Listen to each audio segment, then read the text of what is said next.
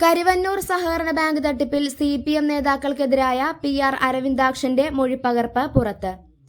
മുൻ മന്ത്രി AC മൊയ്തീൻ, മുൻ MP PK ബിജു എന്നിവർക്ക് കരുവന്നൂർ കേസിലെ മുഖ്യപ്രതിയായ സതീഷ് കുമാർ പണം നൽകിയിരുന്നുവെന്നാണ് മൊഴിയിൽ പറയുന്നത്. കേസിൽ അറസ്റ്റിലാകുന്നതിന് മുമ്പ് തന്നെ അരവിന്ദാക്ഷൻ നേതാക്കൾക്കെതിരെ സ്വന്തം കൈപ്പടയിൽ എഴുതി നൽകിയ മൊഴിപ്പകർപ്പിലാണ് ഈ കാര്യങ്ങൾ പറയുന്നത്. 2016-2021 നിയമസഭാ തെരഞ്ഞെടുപ്പിൽ AC മൊയ്തീന് സതീഷ് കുമാർ പണം നൽകിയിരുന്നുവെന്നാണ് മൊഴിയിൽ പറയുന്നത്.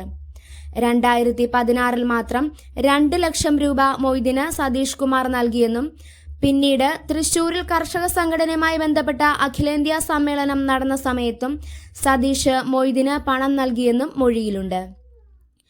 PK ബിജുവിന് 2020 താൻ ഇടപെട്ടാണ് 5 ലക്ഷം രൂപ വാങ്ങി നൽകിയതെന്നും ഈ പണം കൈമാറിയത് മുഖ്യപ്രതി സതീഷ് കുമാറിന്റെ സഹോദരന്റെ അക്കൗണ്ടിൽ നിന്നാണെന്നും മൊഴിയിൽ പറയുന്നു.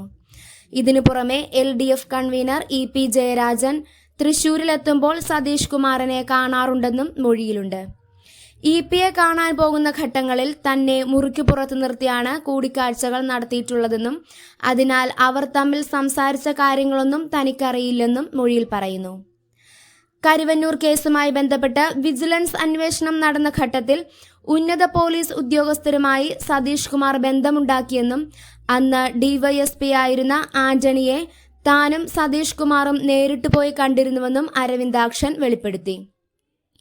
തൃശൂരിലെ CPMന്റെ സംസ്ഥാന സമിതി അംഗം കൂടിയായ MK കണ്ണനുമായും അടുത്ത ബന്ധം സതീഷ് കുമാറിനുണ്ടെന്നും അരവിന്ദാക്ഷന്റെ മൊഴിയിലുണ്ട്.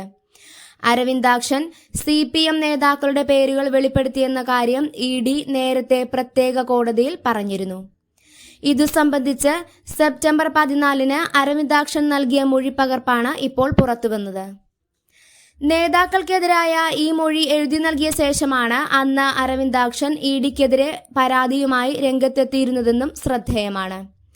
ED തന്നെ കൊണ്ട് നേതാക്കളുടെ പേര് പറയാൻ നിർബന്ധിക്കുന്നുവെന്നും തന്നെ ദേഹോപദ്രവം ചെയ്യുന്നുവെന്നുമായിരുന്നു അരവിന്ദാക്ഷൻ നൽകിയ പരാതി.